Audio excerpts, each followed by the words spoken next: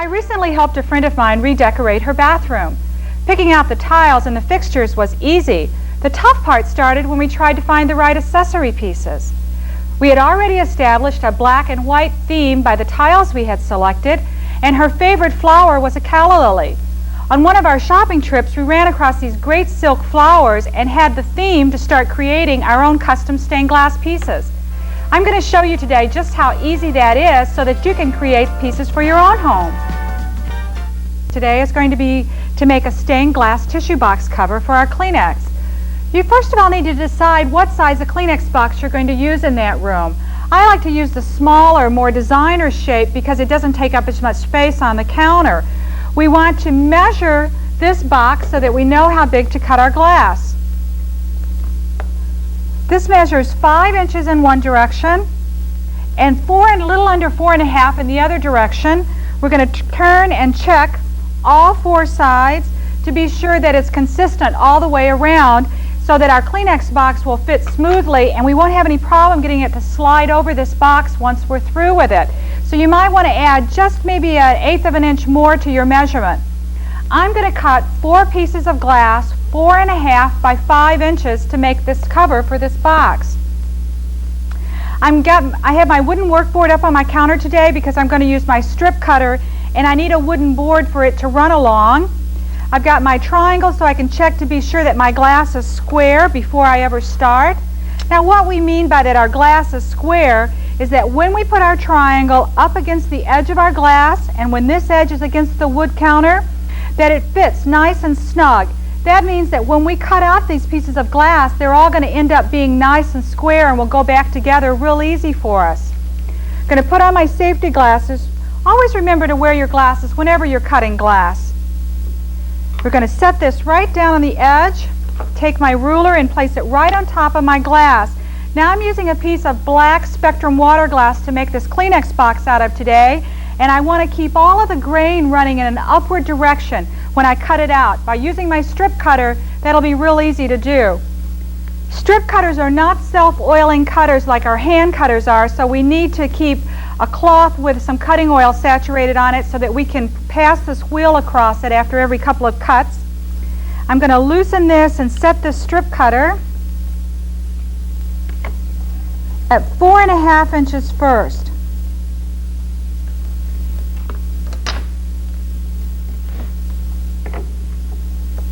Pull back tightly against the bar when you're using your strip cutter and push down at the same time and just gently glide it across your glass. Turn this, break it, set it to the side and put the glass piece back. Check to be sure that the glass is still nice and square. Re-oil your strip cutter and slide right back down your glass. Okay, now we have 2 pieces that are 4.5 inches wide, and now we need to cut our 5-inch lengths. I'm going to put the glass back. This is real important to check and be sure that it fits well and that it's square. Readjust my strip cutter to 5 inches. Now you could do this by hand. It's just not as fast or as accurate, but you certainly could. Cut one of our pieces. Set it to the side, slide it back down, check for square. Cut our next piece.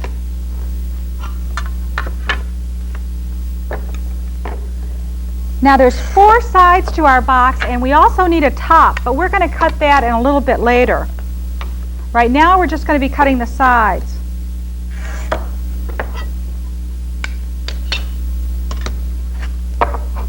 Stack up all of our pieces and see how nice and perfect those are cut by using our strip cutter. Now all we need to do is cut the top of our box. If you'll look at the top, you need to allow space for the oval for the Kleenex to come out of the top. This measures 4.5 inches by 4.5 inches. We're going to use some graph paper and actually draw ourselves a little pattern to the top so it'll make it real easy for us to cut this out. On my graph paper, you'll see that I have drawn the outline of the top that we want to use to cut our pieces for the top of our Kleenex box. And you'll also notice over here I have a design for the calla lily front. Now you can make your box perfectly plain like the one we're going to do today, and I'll show you later on in the show how to decorate it. Or this is the point where you would want to take one of the black squares that you had already cut, use your design and your pattern shears, cut out each individual piece, and then cut it out of your glass that you pick out to do individual pieces like the box that you saw earlier. For the top of our Kleenex box, I have my little pattern piece here, and I'm going to use some two-sided tape to hold it in place. Turn it over and stick it right onto the back of it. Now remember, this hole that you make in the top of your pattern for your Kleenex box needs to be equal in size to this so it won't show once your box is completed. I'm going to take one of our cutoffs that we had when we cut the box, because it's already cut exactly the same length that I need, so I won't have to make any adjustments there. Put on my safety glasses. I'm going to use my hand cutter to cut this cut. I'm going to do it in a couple of cuts. I'm going to start out that way first, make a nice sweeping cut, loosen it at that end, in the middle, and to that side. We're going to make another cut. Now, if you're an experienced glass cutter, you could do this all in one cut if you want to, but if this is new to you, take your time and take it out gently, one piece at a time.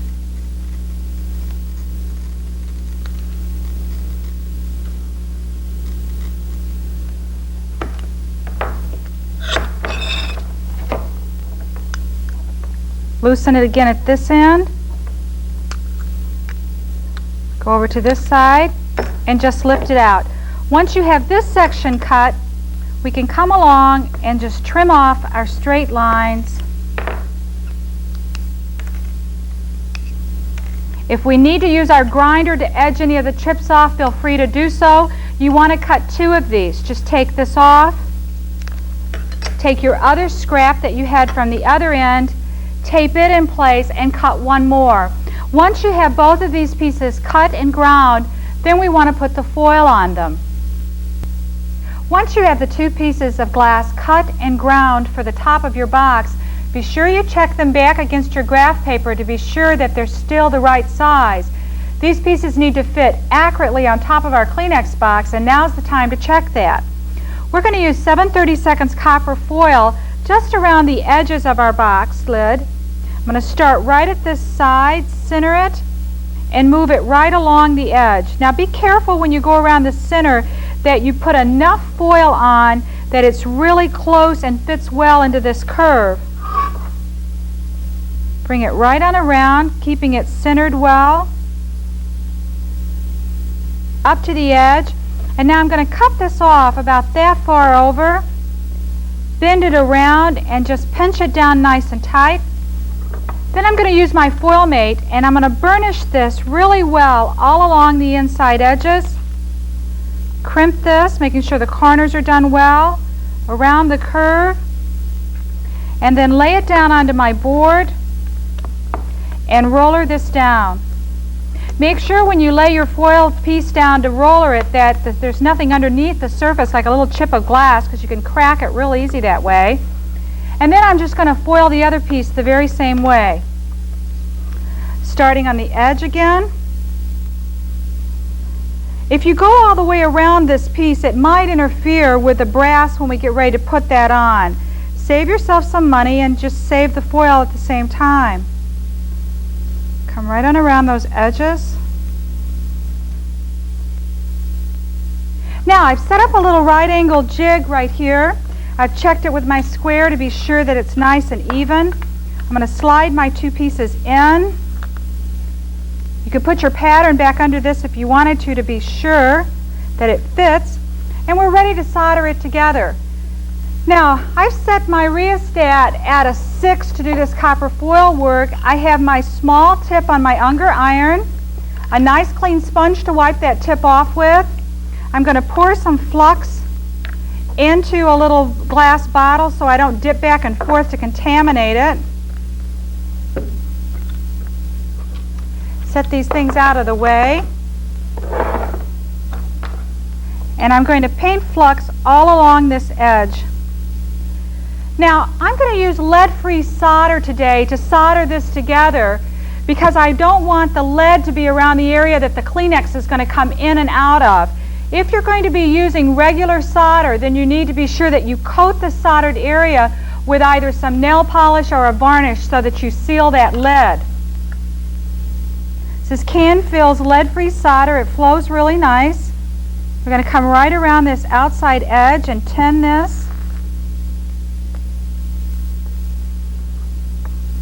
Doesn't take very much. Now I want to put just like a little bead on this section right there. Keep it low toward the outside edges because we're going to have to get the brass to fit on it. Take the pins out of this. Flip it over, paint the other side with flux, and proceed right along the same way. Now you don't have to put a bead on the inside of the box if you don't want to. I always like to because it just gives it a little more strength.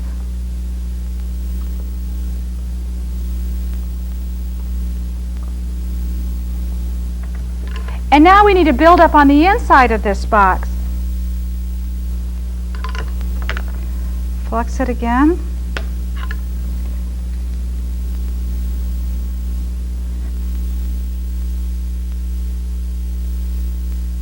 Then we're ready to wrap the brass around this and our other pieces to our box.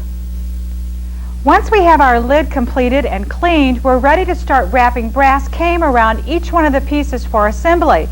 I'm using Cascade 1/8 inch U cane today. I'm using it in the brass color because the fixtures in the bathroom are that shade and I want to match the brass look. If you would like to, you could use copper or you could use zinc for this step. It's all done exactly the same way. And I'm using the Cascade notcher. This will let me cut a 90-degree angle right out of my canes, which will make them wrap around the piece real easy. This is one of our side pieces, and if we'll remember, we cut these 4.5 inches by 5 inches. This means that we need to mark our brass cane for that same size and cut it to that length, and it'll wrap around perfect. I've already started with a cut at the end of this. I'm lining it up at the end of my ruler, and I'm going to come down 4.5 inches and put a mark on that. Slide that down to the end of the ruler, mark 5, do 4.5 inches again, and come down and do 5 inches. On my notcher, I've drawn a line that comes directly up from the die. The die is this little blade that comes through here to make the cut. I've put a mark on my notcher, and that mark I'm going to line up directly with the mark on the back of my brass. Bend down on the handle, and it just cuts that right out there for me. It's real easy to do. See how nice and clean that is from both sides? You could do this by hand, but it's really going to take you a lot longer. We have 4 sides to our piece that we're wrapping, so we need 4 sections. 1, 2, 3, 4. Now we can wiggle this apart, set that to the side, and we're going to wrap this right around the edge of our piece. Comes right around and lines right up for us, just like that one. We're going to set it to the side, and we're going to cut another piece. Now, if your solder is built up in these areas, you're going to have to take your soldering iron and just melt that down nice and low on both sides so that this cane will fit around the edges. Once we have all the pieces to our box wrapped in brass, we're ready to solder them together. Now I want to turn this upside down so that I do my soldering on the back side so the front side of my brass is nice and shiny. I have a jig that I've built at a right angle using my layout blocks. I'm working on a Homosoap surface, and I'm going to slide the top of my box right in and pin it down with push pins. I'm going to flux the corner, still using that lead-free solder. Just take a little bit and solder that corner. Now you have to keep these solder joints nice and low. If that means you have to come in and reflux and resolder, do that so that they will fit nice and tightly when the box goes together. Now take that out, and I just need to solder together all the corners of these pieces. Working along with Vicki each week is lots of fun, but if there are certain glass techniques that are unfamiliar to you, or you just need some additional instruction in both the basics and advanced stained glass techniques, you'll find Vicki's professional video series just the help you've been looking for. You'll master the most difficult glass cutting challenges with Vicki's Art of Cutting video. Learn to cut all types of glass shapes using both pattern templates and lightbox techniques. Vicki teaches you how to use a strip cutter and circle cutter to make perfect cuts time and time again. Stained glass assembly is easy with Vicki's Art Glass construction video. Both lead came and copper foil work are clearly demonstrated during this 1-hour video. Square and round windows are easy with Vicki's tips and techniques. Soldering presents glass workers with their greatest challenge. Vicki shares 20 years of soldering experience on her new and improved Professional Soldering Techniques video. Learn to master brass, lead, and foil soldering. Order your Vicki Payne's Professional Stained Glass video series today. All 3 1-hour tapes are only $79.95. Here's your opportunity to learn stained glass. Improve your cutting skills, assembly techniques, and soldering ability at home at your own pace. From Vicki Payne, today's most popular and informative stained glass instructor. Don't delay. Start enjoying this exciting new hobby today. Call 1-800-222-4460. MasterCard and Visa accepted. And the top on our Kleenex box. This is just a block of wood that I have cut an angle out of that will help me assemble these pieces. And I've taken a large nail and laid it into the bottom of this block so that it will hold these little pieces up while I solder. You'll see how easy it is. We're just going to slide these down till they touch the edges because we don't want them to overlap. We just want the very edges of them to touch. I'm going to come in and flux down this seam. And I'm going to tack solder it right in the middle, at the end, and at the top. Keep these nice and low. We don't want them to interfere with the way the Kleenex box slides in and out when we're through. Be sure also that the wrong side of the glass is what you're looking at right now. We want the water glass to the outside, so be sure that it's in this position as you work. We're just going to rotate this around. Now, if you don't have a block of wood to work with like I'm using here today, you could use tacky wax to help you hold these in place.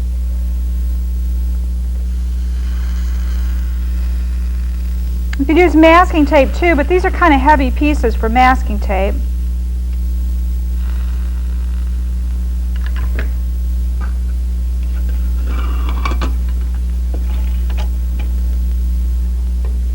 On the outside edge, I'm going to take a little bit of this tacky wax, pull these edges in together, and just stick it right there just for support for right now. Pull that right back down, make sure that it lines up really well. And reach right in here. That's what I like about this small tip on this iron. It lets me get right in here and do my work.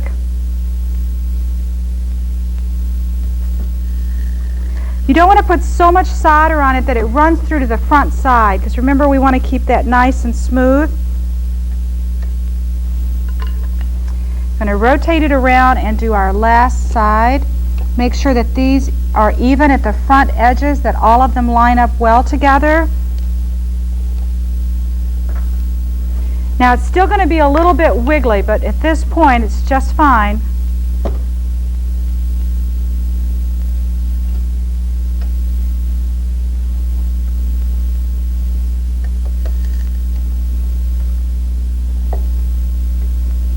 You always want to be soldering in a well-ventilated area. Okay, we pull that out, and now we're ready to put our top onto our box. Now, we want to turn this over so that our solder seam is toward the inside. You'll notice that this has not been patinaed yet. We can do that at a later time. And I'm going to take masking tape and place it across the 4 corners of the top.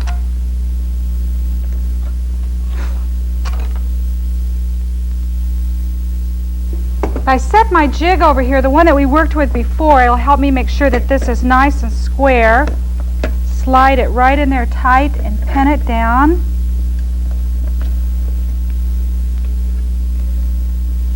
Now this is just going to rest right up on the corners, just like the sides do. It doesn't fit toward the inside.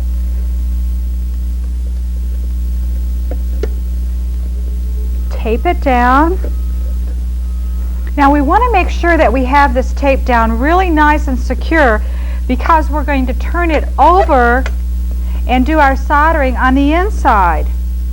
This way we won't have any of the solder on the outside. We're going to turn it over, flux on the 4 sides,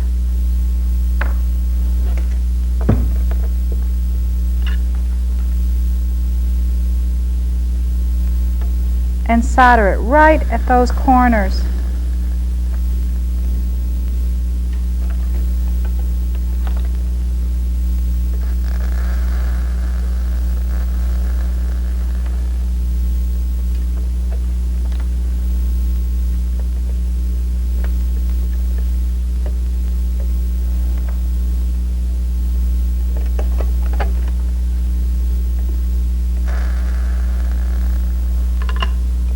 Now we can turn this over, take our tape off, and we're through with our Kleenex box, unless we would like to add some more decorating touches to it. In that case, our work has really just begun. All of our bath accessories were created using basically the same techniques. I do want to show you the differences though, so when you get ready to create your own accessories, you'll know just how to do it. Our waste can, we started out with a design that was 12 inches tall, cut at an angle so that we could have a little bit more interesting look than a straight square box. And then to make the sides, all we did was take our design and fold it down to the right size that we wanted to work with. That became our template for each one of the sides. The back was cut exactly like the front. We wrapped each one of the pieces in brass just like we did our Kleenex box, and once they were assembled, then we measured for the bottom and cut a piece for that. It was real easy to do. We touched up any of the solder joints on the inside or the outside with our gold pen again, because you can see into this and you wanted it to match really well. Our guest towel caddy was real simple. It was just 3 pieces of black spectrum water glass cut as rectangles, wrapped in the brass, and then we soldered it together and colored it with our gold pen. The night light was a lot of fun, and it was just sort of a last-minute thought, but it really did set off the entire room. We took a little calla lily design, soldered it like a little sun catcher, and on the back of it we used this little clip, soldered it in place, clipped it onto our night light, and we had a complete look. We started out with something as simple as some silk flowers that we had gotten at a local store, used that as our theme, and created a whole array of accessories for our particular room. I hope I've given you some ideas today and that you'll have fun creating accessories for your home.